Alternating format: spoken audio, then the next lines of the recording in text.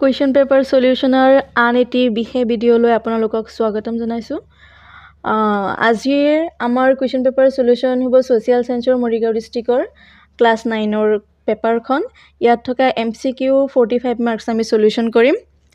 আৰু যদি কোনোবাই নতুনকৈ জইন কৰিছা তেতিয়াহ'লে মোৰ এই চেনেলখন ছাবস্ক্ৰাইব কৰি ল'বা আৰু কাষত থকা বেল আইকনটো বজাই ল'বা।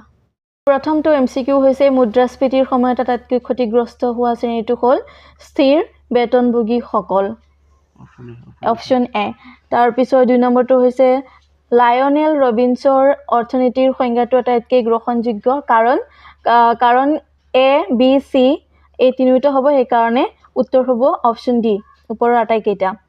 তলৰ কোনখন চহৰ ইংলেণ্ডৰ ৰজা দ্বিতীয় চাৰ্লছে যৌতুক হিচাপে লাভ কৰিছিল? উত্তৰ হ'ব অপশ্যন ডি, মুম্বাই। তলৰ কোনটো উক্তি ভাৰতৰ উপকূলীয় অঞ্চলৰ এটা বৈশিষ্ট্য? ইয়াৰ উত্তৰ হ'ব অপশ্যন এ, পশ্চিম উপকূল অঞ্চলটো আৰৱ সাগৰ আৰু পশ্চিম ঘাট পৰ্বতৰ মাজত অৱস্থিত। তাৰপিছত নম্বৰ 5, আই ইকুৱেল ভোগ ব্যয় প্লাছ ডেছ, খালিঠাই পূৰণ। ইয়াৰ উত্তৰটো হ'ব অপশ্যন বি, সঞ্চয়। তাৰপিছত নম্বৰ 6, ইংগো বৰ্মা যুদ্ধ সংঘটিত হোৱা সময়ছোৱা হৈছে 1824 পৰা 1826। নম্বৰ 7, আহোম ৰজাসকলক স্বৰ্গদেউ বুলি কোৱা প্ৰথাটো সম্ভৱতঃ কাৰ দিনৰ পৰা আৰম্ভ হৈছিল? ইয়াৰ অপশ্যন হৈছে বি, চুহুংমুঙৰ দিনৰ পৰা। নম্বৰ 8, তলৰ কোনটো উক্তি শুদ্ধ? ৰাজনৈতিক দলৰ এটা অন্যতম প্ৰধান কাম হ'ল জনগণক ৰাজনৈতিক শিক্ষা প্ৰদানেৰে শিক্ষিত কৰা। আৰু 2 নম্বৰত আছে ৰাজনৈতিক দলে সদায় জনমতক আওকাণ কৰিবলৈ চেষ্টা কৰে। ইয়াৰ উত্তৰ শুদ্ধটো হৈছে নম্বৰ 1 টো, সেইকাৰণে ইয়াৰ শুদ্ধ অপশ্যনটো হৈছে অপশ্যন এ, কেৱল 1 শুদ্ধ। তাৰপিছত কুৱেশ্যন নম্বৰ 9, বায়ুমণ্ডলৰ এবিধ অন্যতম পাতল গেছ হ'ল helium, option D. Question number 10, চীনৰ দৰে একদলীয় ব্যৱস্থা প্ৰচলন থকা এখন সাম্যবাদী ৰাষ্ট্ৰ হ'ল উত্তৰ কোৰিয়া, অপশ্যন চি। কোনজন আহোম স্বৰ্গদেৱে ব্ৰিটিছক প্ৰথমে অসমলৈ নিমন্ত্ৰণ জনাইছিল? ইয়াৰ শুদ্ধ অপশ্যনটো হ'ব অপশ্যন বি, গৌৰীনাথ সিংহ। তাৰপিছত 12 নম্বৰ কুৱেশ্যন, নগাঁও জিলাৰ লংকা লামডিং অঞ্চলত বছৰি হোৱা গড় বৰষুণৰ পৰিমাণ হৈছে অপশ্যন এ শুদ্ধ, 129 চেণ্টিমিটাৰ। নেক্সট কুৱেশ্যন, কাৰ নেতৃত্বত 1979 চনত ভাৰতত মৰ্চা চৰকাৰ গঠন হৈছিল? শুদ্ধ উত্তৰ অপশ্যন চি, চৰণ সিং। তলৰ কোনজন শাসকক একনায়কত্ববাদী শাসক হিচাপে জনা যায়? ইয়াৰ শুদ্ধ উত্তৰ হৈছে option C, Adolf Hitler. 15 number question, যুক্তৰাষ্ট্ৰীয় চৰকাৰৰ এটা গুণ হ'ল? ইয়াৰ এটা গুণ হৈছে অপশ্যন ডি, বিভিন্ন বৈচিত্ৰ্যৰে ভৰা বিশাল দেশৰ যুক্তৰাষ্ট্ৰীয় চৰকাৰ বেছি উপযোগী। নেক্সট কুৱেশ্যন, পাইক প্ৰথা সম্পৰ্কে তলৰ কোনটো উক্তি শুদ্ধ? ইয়াৰ অপশ্যন এ যিটো উক্তি আছে সেইটো শুদ্ধ। 4জন পাইক লগ লাগি একোটা গোট গঠন কৰা হৈছিল। কুৱেশ্যন নম্বৰ 17, তলৰ উক্তিকেইটা বিবেচনা কৰা। উক্তি দুটা দিয়া আছে, ইয়াৰ যিটো শুদ্ধ উত্তৰ হ'ব সেইটো হৈছে অপশ্যন বি, কেৱল 2টো শুদ্ধ। মোৱামৰীয়া বিদ্ৰোহে অসমৰ ৰাজতন্ত্ৰ দুৰ্বল কৰি তুলিছিল আৰু বহিঃৰাজ্যৰ আক্ৰমণৰ পথ সুগম কৰি তুলিছিল। নেক্সট কুৱেশ্যন, লৰ্ড ৰিপনে প্ৰৱৰ্তন কৰা ইলবাৰ্ট বিলৰ উদ্দেশ্য কি আছিলে? ইয়াৰ উদ্দেশ্য আছিলে ভাৰতৰ ন্যায়াধীশক ইউৰোপৰ আসামিক বিচাৰ কৰিব পৰা ব্যৱস্থা কৰা। চ' অপশ্যন বি হৈছে ৰাইট আনচাৰ। তাৰপিছৰ কুৱেশ্যন হৈছে অসমত পোৱা ভূ-প্ৰাকৃতিক অৱয়ৱসমূহ হ'ল? ভূ-প্ৰাকৃতিক যিটো অৱয়ৱ হৈছে সেইটো হৈছে 1 নম্বৰ প্লাৱনভূমি, 2 নম্বৰ পাহাৰ পৰ্বত আৰু 3 নম্বৰ নদী উপত্যকা। চ' অপশ্যন এটো হৈছে শুদ্ধ। তাৰপিছত কুৱেশ্যন নম্বৰ 20, তলৰ কোনখন বৰাক নদীৰ উপনৈ? উত্তৰটো হৈছে Sonai, option D. 21 number, Moamoria বিদ্ৰোহৰ ফলাফলসমূহ হ'ল? ওপৰৰ আটাইকেইটা। আহোম অৰ্থনীতিক দুৰ্বল কৰি তুলিছিল। মোৱামৰীয়া বিদ্ৰোহৰ ফলত মানসকলৰ অসম আক্ৰমণৰ পথ সুগম কৰি তুলিছিল।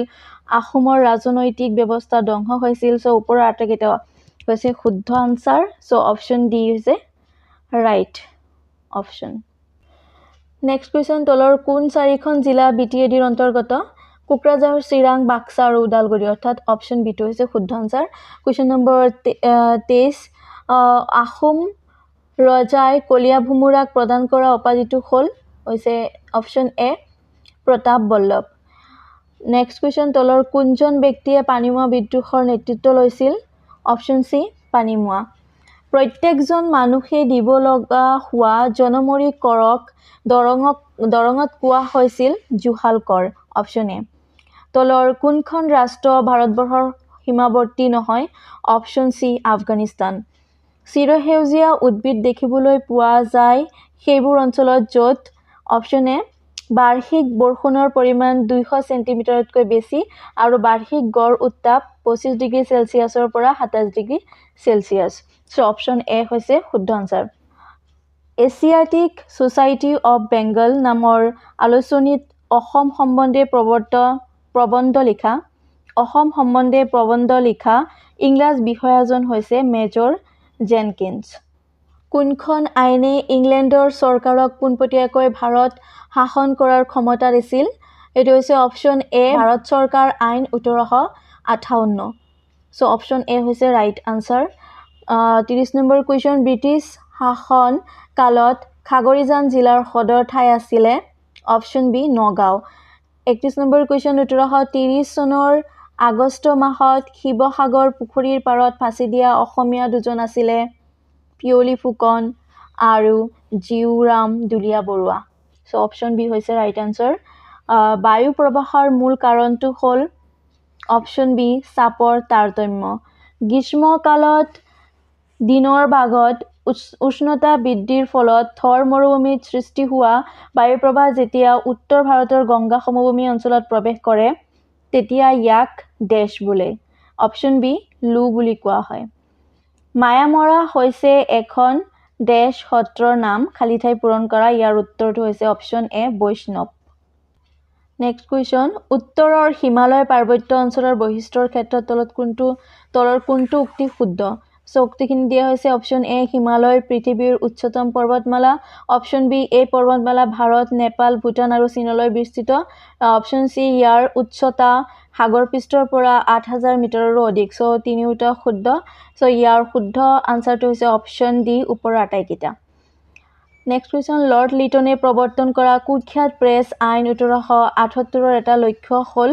অপশ্যন চি ভাৰতীয় আঞ্চলিক ভাষাত প্ৰকাশিত কাকতৰ ওপৰত পুনৰ বাধা নিষেধ কৰা।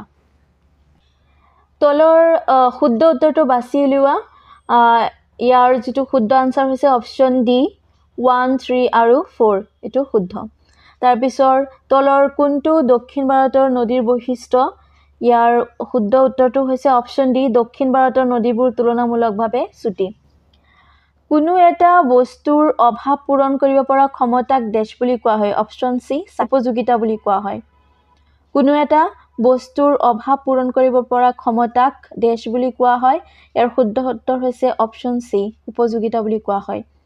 নেক্সট, সতীদাহ প্ৰথা বন্ধ কৰাৰ ক্ষেত্ৰত ৰাজা ৰামমোহন ৰায়ক সহযোগ কৰা ইংৰাজৰ বিষয়াজন হ'ল? Option B lord William Bentinck. তাৰপিছৰ চিপাহী বিদ্ৰোহৰ সময়ত ভাৰতৰ গভৰ্ণৰ আছিল? Option B lord Canning. গোলকীয় উত্তাপ বৃদ্ধিৰ এটা মূল কাৰণ হ'ল? অপশ্যন বি বায়ুমণ্ডলত কাৰ্বন ডাই অক্সাইডৰ পৰিমাণ বৃদ্ধি। তলৰ কোনটো অৱয়ব হিমবাহৰ দ্বাৰা সৃষ্ট? অপশ্যন বি ইউ আকৃতিৰ উপত্যকা। সমুদ্ৰৰ তলিত ডাঙৰ ভূমিকম্পৰ ফলত সৃষ্টি হোৱা শক্তিশালী ঢৌক ডেছ বুলি কোৱা হয়? অপশ্যন চি চুনামি বুলি কোৱা হয়। বন্দে মাতৰম গীতটিৰ ৰচক হৈছে? অপশ্যন এ বংকিম চন্দ্ৰ চট্টোপাধ্যায়। চ' ইয়াতে আমাৰ সমাজ বিজ্ঞানৰ যিখিনি MCQ আছিলে তাৰ সমাপ্ত হৈছে আৰু বাকী কুৱেশ্যনসমূহ এইফালে চাই লোৱা। 2 মাৰ্কছৰ 3 মাৰ্কছৰ আৰু